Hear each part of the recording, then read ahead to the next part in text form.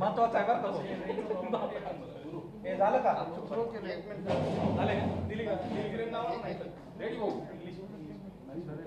चला रोल. गणेश बघ ना. चालेल.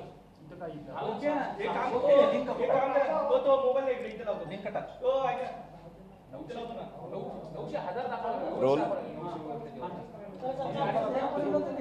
ठीक आहे बोला. हे शांत. महाराष्ट्राच्या तमाम जनतेला आज विजयादशमीच्या दसऱ्याच्या आणि धम्मचक्र परिवहन दिनाच्या मी मनापासून शुभेच्छा देतो. 2 वर्ष कोविड संसर्गाच्या संकटात आपलं गेलं. त्या 2 वर्षात अनेक संकटं पाहिली. आज विजयादशमीच्या निमित्तानं आई जगदंबेच्या चरणी, प्रभू वैद्यनाथाच्या चरणी, बाबांच्या चरणी हीच प्रार्थना करतो की 2 वर्षातली ही जी काही आम्ही संकटं पाहिली ती संकटं भविष्यात आम्हा कुणावरही येऊ नयेत. महाराष्ट्राच्या तमाम जनतेमध्ये सुख समृद्धीचं, आरोग्याचं आणि त्यांच्या स्वप्नपूर्तीचं येणारा काळ आम्हाला आई जगदंबेने द्यावा. आजचा दसरा आपण साजरा करत असताना मधल्या काळात महाराष्ट्रात त्यातले त्यात मराठवाड्यानं, विदर्भानं जी अतिवृष्टी, पूर, ढगफुटीचं संकट शेतकऱ्यांनी पाहिलं. यापूर्वी इतिहासात कधी असा पाऊस झाला नाही. असा पाऊस बऱ्याच ठिकाणी झाला. त्यामुळे शेतकरी सुद्धा आज दसरा साजरा करेल का नाही अशी परिस्थिती काही दिवसापूर्वी होती. आजही शेतकरी अडचणीत आहे. पण त्या शेतकऱ्यांसाठी महाविकास आघाडी सरकारनं, राज्याचे माननीय मुख्यमंत्री उद्धवजी ठाकरे साहेब, राज्याचे माननीय उपमुख्यमंत्री अजितदादा पवार साहेब यांनी 10,000 कोटी रुपयाचं पॅकेज राज्यातल्या या पूरग्रस्त आणि अतिवृष्टीच्या बाधित झालेल्या शेतकऱ्यांसाठी दिलं. त्याबद्दल मी महाविकास आघाडी सरकारचं, माननीय मुख्यमंत्र्याचं, माननीय उपमुख्यमंत्र्यांचं मी मनापासून आभार या ठिकाणी आज विजयादशमीच्या निमित्तानं मानतो.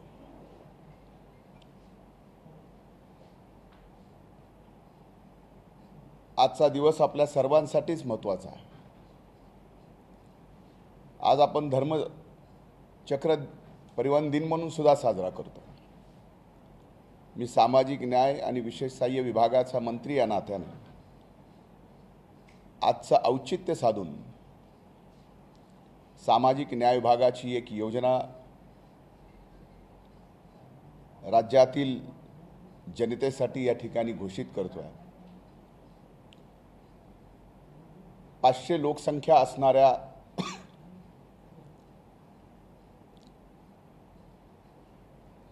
वस्तीमध्ये, ग्रामपंचायतीमध्ये अद्ययावत संविधान भवन बांधण्यात येईल याचा शासन निर्णय झाला. अगदी परमपूजनीय डॉक्टर बाबासाहेब आंबेडकरांच्या पुतळ्यासहित ते वाचनालयापासून ई-वाचनालयापर्यंत ह्या सर्व सुविधा त्या संविधान भवनमध्ये असतील. या वर्षापासून आपण या संविधान भवन बांधण्याचा कार्यक्रम चालू करतो आहे. तसेच आत्ता मला कळालं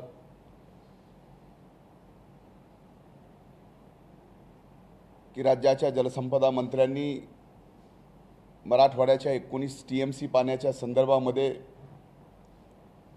एक निर्णय घेतला, ज्यामुळे बीड असेल, हिंगोली असेल,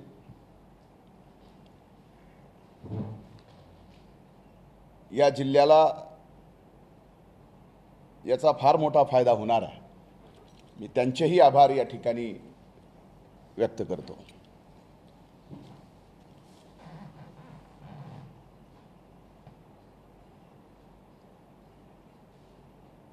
महाराष्ट्रातल्या बाधित तमाम शेतकऱ्यांना महाविकास आघाडीचा एक मंत्री या नात्यानं लवकरात लवकर जे सरकारने अनुदान आणि पॅकेज जाहीर केलं आहे ते आपल्या खात्यावर जमा होईल आणि लवकरात लवकर पीक विमासुद्धा या ठिकाणी शेतकऱ्याला मिळेल, याची जबाबदारी महाविकास आघाडी सरकारने घेतली आहे. आम्ही या ठिकाणी घेतलेली आहे. पुन्हा एकदा मी महाराष्ट्राच्या तमाम जनतेला विजयादशमीच्या मनापासून शुभेच्छा देतो. धम्मचक्र परिवहन दिनाच्याही मनापासून शुभेच्छा देतो. मला जे या ठिकाणी निवेदन करायचं होतं ते माझं निवेदन संपलं. आता आपण या ठिकाणी आपल्याला काही विचारायचं असेल, काही प्रश्न असतील तर विचारा.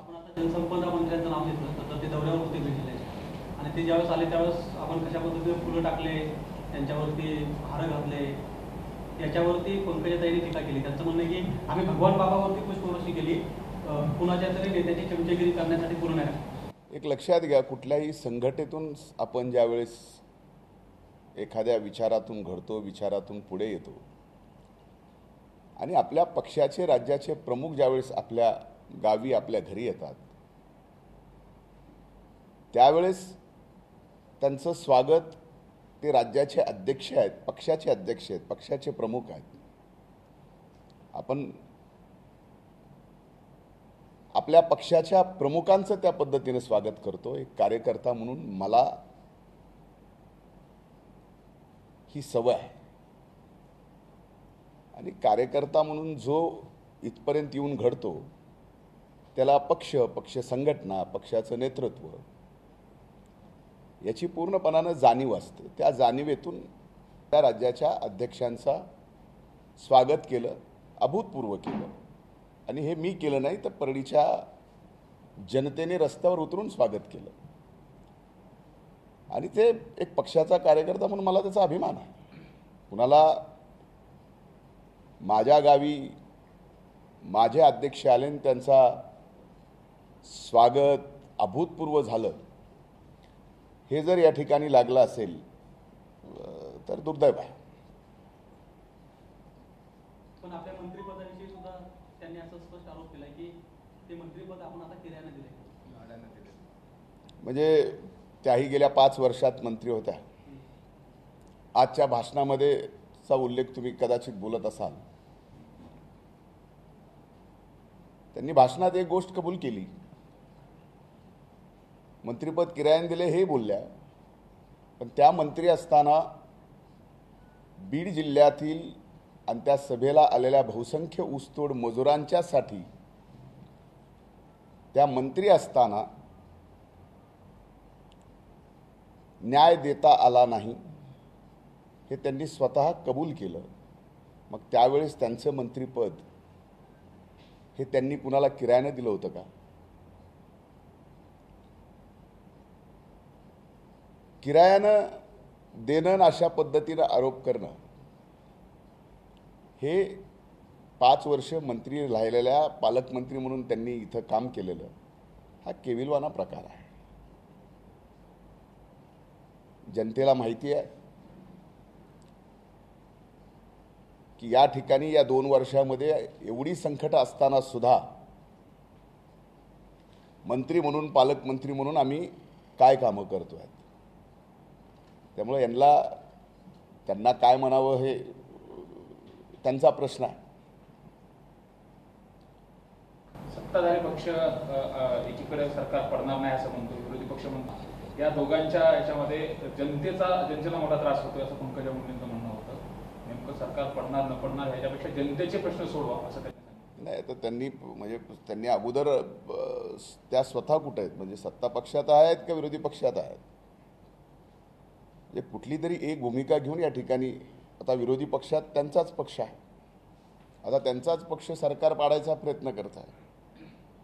ईडी पासून CBI पासून IT पर्यंत जेवढ्या काही केंद्र सरकारच्या संस्था आहेत त्या संस्था आता महाराष्ट्र पुरत्या केल्या आणि महाराष्ट्रात सरकार पाडायचा प्रयत्न करत आहेत. ते कोण करत आहे? म्हणजे एकीकडं सरकार पाडण्यासाठी त्यांच्या पक्षांनी त्यांनी वाटेल ते प्रयत्न करायचे आणि दुसरीकडं सरकार पडणार आहे का नाही पडणार आहे याच्या गोंधळात त्यांनी राहायचं. गोंधळात राहू नये. सरकारने घोषित केलेली जी अतिवृष्टीची नुकसान भरपाई आहे ती किती आहे, ती कमी आहे असं देखील त्यांनी आरोप केला. त्यांनी आजपर्यंत अशा अभूतपूर्व संकटाच्या काळात त्या सत्तेत असताना, आजही त्या केंद्रात सत्तेत आहेत, त्यांसाठी काय केलं हा माझा प्रश्न आहे. आम्ही आज 10,000 कोटीचं पॅकेज दिलं. याच्या अगोदर एवढ्या मोठ्या प्रमाणात कधीच अशा संकटाच्या काळात यापूर्वीच्या कुठल्याही सरकारने मदत केली नाही. कोरडवाहू जमिनीला 10,000 रुपये, बागायती जमिनीला 15,000 रुपये, बहुवार्षिक पिकांसाठी 25,000 रुपये आणि ज्याची जमीन खरडून गेली त्याचा स्थायी आदेश 37,500 रुपये. अशी मदत यापूर्वी कधीच झाली नाही. आमचं म्हणणं आहे, आम्ही एवढं दिलंय, तुम्हाला कमी वाटत असेल तर कृपा करून इथं बोलण्यापेक्षा आपण भारतीय जनता पार्टीच्या केंद्रीय सचिव आहात,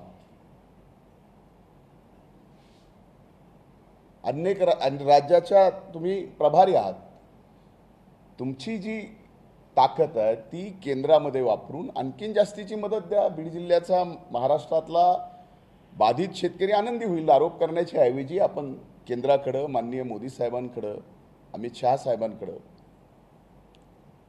वेगळी मदत घ्या. यापूर्वी असे अनेक प्रसंग आहेत की केंद्राने वेगळी मदत जाहीर केलेली आहे. मनमोहन सिंग प्रधानमंत्री असताना, पवारसाहेब देशाचे कृषी मंत्री असताना विदर्भासाठी केंद्राने त्यावेळेस एक वेगळं पॅकेज जाहीर केलं होतं. आत्ता बाधित शेतकऱ्यासाठी केंद्राने वेगळं पॅकेज जाहीर करावं. याच्यासाठी आपण काही करणार आहात का फक्त राज्य सरकारवर आरोप करणार? म्हणजे राज्यातला शेतकरी आणि राज्य सरकार त्याला मदत करत आहे आणि केंद्र मदत करत नाही, तर केंद्रावर पण त्यांनी बोललं पाहिजे, किंबहुना त्यांनी मदत आणून दिली पाहिजे. हा विषय मी क्लिअर करतो. त्या असं म्हणाल्या की खरं तर आपल्याला यासाठी याचं उत्तर समर्पक असेल आमच्यासाठी, कारण आपण विरोधी पक्षनेताही होतात, सत्ताधारी आहात. त्यांचा असं म्हणणं आहे की सत्ता मागण्यासाठी विरोधक आक्रमक आहेत, सत्ता सोडणार नाही म्हणून सत्ताधारी रोज त्या विषयावर बोलतात. विरोधी पक्षांनी विरोधी पक्षासारखं राहावं आणि सत्ताधाऱ्यांनी सत्ताधाऱ्यांसारखं वागावं. आता यांनी सत्ताधाऱ्यांना आणि विरोधी पक्षांना सल्ला द्यायचा, पण सल्ला देणारा नेमका कुठे आहे हे तर कळायला पाहिजे. आपण विरोधी पक्षाला, आपणच विरोधी पक्षात आहात आणि आपणच आपल्या स्वतःच्या पक्षाला म्हणताय की सत्ताधारीला तर बोलाच. एकूण गोंधळलेली परिस्थिती दिसते. साहेब, त्यांच्याच भाषणातील एक मुद्दा आहे, ऊसतोड मजुरांचं महामंडळ त्यांच्या काळात झालं नाही असं त्यांनी कबूल केलं असं म्हणता येईल. आता त्यांनी कबूलच केलंय जाहीर, आपण सगळ्यांनी ते प्रसारित केलं आहे की 5 वर्ष त्यांच्याकडे मंत्रिपद राहिलं. पहिल्यांदा ऊसतोड मजूर महामंडळ घोषित केलं 12 डिसेंबर 2014ला. त्याच्यानंतर हे महामंडळ 2दा रद्द केलं आणि त्यांच्या सरकारच्या काळात 2019ला पुन्हा हे महामंडळ रद्द केलं. आम्ही सत्तेत आल्यानंतर स्वाभाविक हे सामाजिक न्याय आणि विशेष सहाय्य विभागाकडं महामंडळ ऊसतोड मजुरांचं येत नाही, ते कामगार कल्याण विभागाकडे जातं. पण मी स्वतः सरकारला विनंती करून हे ऊसतोड मजुरांचं महामंडळ मी सामाजिक न्याय आणि विशेष सहाय्य विभागाकडे घेतलं कारण या ऊसतोड मजुरांना विशेष सहाय्याची गरज आहे. म्हणजे एक तर तुम्ही कबूल केलं की तुम्हाला ते करता आलं नाही, कबूल केलं, मान्य आहे, आणि आज ऊसतोड मजुरांचं दाखला मिळतोय. मला या गोष्टीचा आनंद आहे की ऊसतोड मजुरांची जबाबदारी घेतल्यावर हे पहिलं राज्य सरकार आहे की ज्या राज्य सरकारने आपल्या अर्थसंकल्पीय भाषणात राज्याच्या उपमुख्यमंत्री आणि अर्थमंत्र्यांनी घोषणा केली की या महाराष्ट्रामध्ये 1 टन ऊस गाळला गेला तर त्याच्या मागे FRP मधून 10 रुपये ऊसतोड मजुरांसाठी राहतील आणि 10 रुपये राज्य सरकार देईल. असा निर्णय यापूर्वी कधीही झाला नव्हता. ते त्यांना करता आला नाही, हे त्यांनी कबूल केलं. म्हणजे त्या किती त्यावेळेस त्यांनी मंत्रिपद किरायाने दिलं होतं का मला माहीत नाही, पण हे आम्ही केलं. आम्हाला याचा अभिमान आणि त्याचं त्यांनी मान्य केलं. आभार मानतो त्यांचे. मात्र या ऊसतोड मजूर महामंडळाचा पायाभरणी आम्ही केली असं त्यांनी. म्हणजे पाया असा भरणं मला माहीत नाही की पाया 4दा खोदायचा, 4दा भरायचा, 4दा खोदायचा भरायचा असं तर मला पाया भरणं कधी माहीत नाही. तुम्ही महामंडळ 2दा घोषित केलं, काही झालं नाही, पुन्हा रद्द केलं, याला पायाभरणी म्हणत असतील तर त्याला कुठली पायाभरणी म्हणावं हे मला सांगता येणार नाही. त्यांना हवं आहे तसं म्हणतात. त्यांना हवं आहे तसं झालं नाही त्या म्हणाल्या त्यांच्या काळात, त्या मंत्री असताना. आता त्यांना हवं आहे असं होतंय असं त्या म्हणाल्या आमच्या काळात. आभार त्यांचे. तुम्ही वारंवार विचारता की त्या कुठे आहेत, तर त्यांनी आज सगळ्यांना सांगितलं की माझा दौराच तुम्ही लिहून घ्या. त्याची सुरुवात दिल्लीवरनं होते. दिल्ली, मुंबई, पुणे, नाशिक आणि त्यानंतर अगदी 12 डिसेंबरला ऊसतोड कामगारासोबत. तर मला वाटतं की अनेक वेळा आपण विचारलं होतं, त्यांनी जाहीर सांगितलं. नाही, मला मान्य आहे की त्यांचा असा दौरा असेल तर आपण त्याची दखल घ्यावी.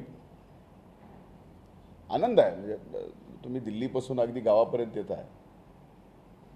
अनेक जण गावापासून दिल्लीपर्यंत जात आहेत.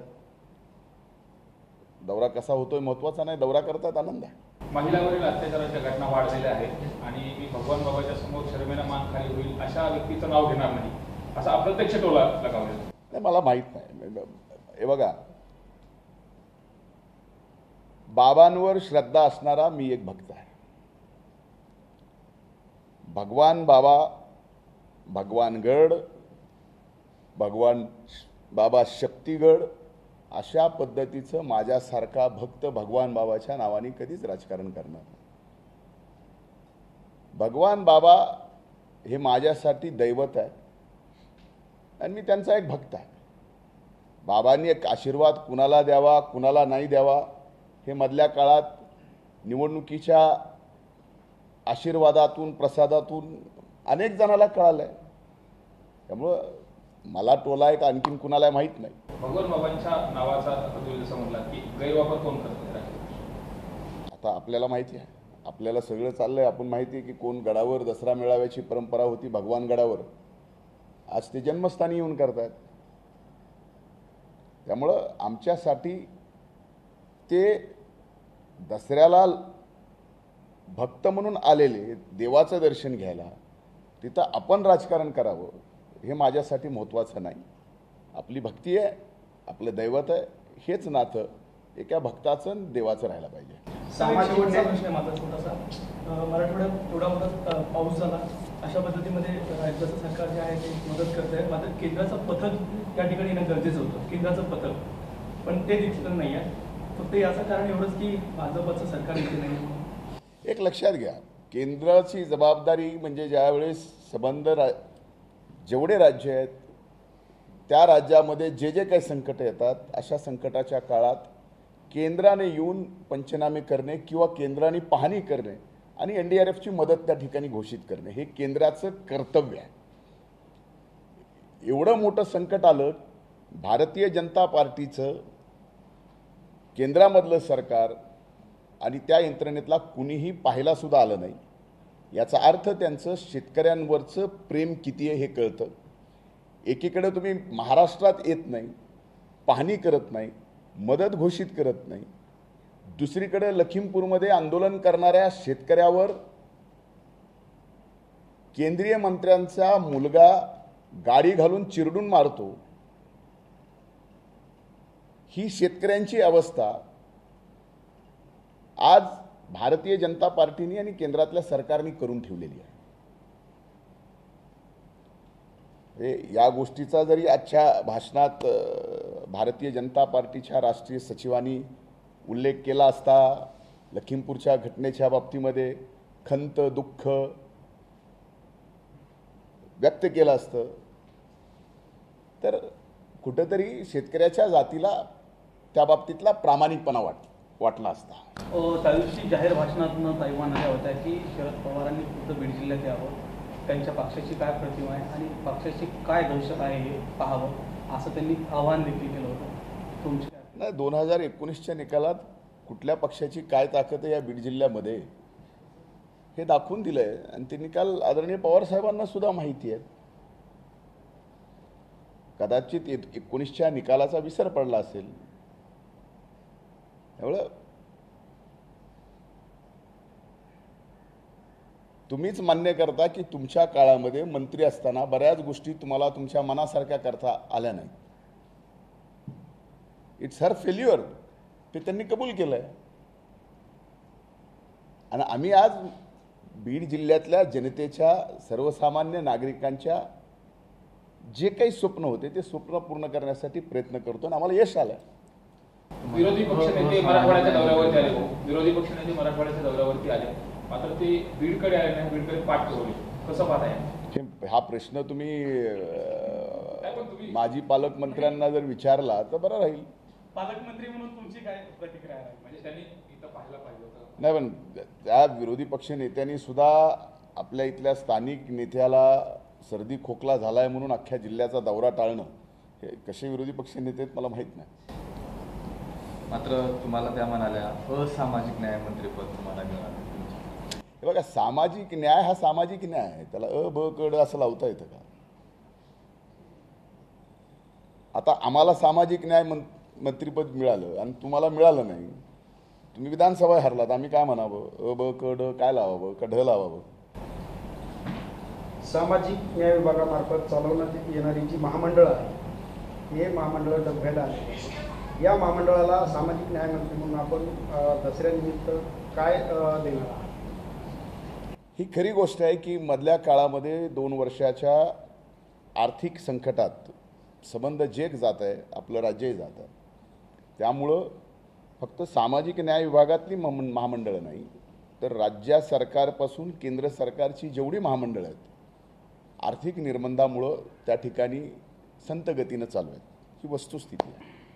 पण येणाऱ्या काळात महामंडळाचं जे संविधान आहे, महामंडळाची जी घटना आहे आणि त्या महामंडळातून ज्या लाभार्थ्याला लाभ देणं हे कर्तव्य आहे, हे आजपर्यंत झालं नाही. एवढ्या चांगल्या पद्धतीनं महामंडळाचं काम आपल्याला दिसेल. आर्थिक निर्बंध आजही आपल्या सरकारवर आहेत, आजही आपल्यावर आहेत. ती एकदा पूर्णपणानं दूर झाली तर आपल्याला खऱ्या अर्थानं या महामंडळाचे काम दिसतील. त्या महामंडळामध्ये जी कर्जमाफी आहे ती आपण सामाजिक न्याय मंत्री म्हणून करणार आहात? एक लक्षात घ्या, कर्जमाफीचा निर्णय हा सरकार म्हणून घ्यावा लागतो. महामंडळ फक्त सामाजिक न्याय विभागातली 5 महामंडळं नाहीत, तर राज्य सरकारच्या वेगवेगळ्या विभागात असंख्य महामंडळ आहेत. त्या प्रत्येक महामंडळाचा व्यक्ती हा या राज्याचा नागरिक आहे. तो कुठेतरी शेतकरी आहे, कुठेतरी व्यापारी आहे, कुठेतरी मजूर आहे. आणि ज्या वेळेस राज्य सरकार एक भूमिका घेतं, मग कर्जमाफीची भूमिका आली, त्यावेळेस मला एखाद्या महामंडळामधून मदत मिळणार आहे, पण मी शेतकरी म्हणून मला कर्जमाफी मिळालेली आहे.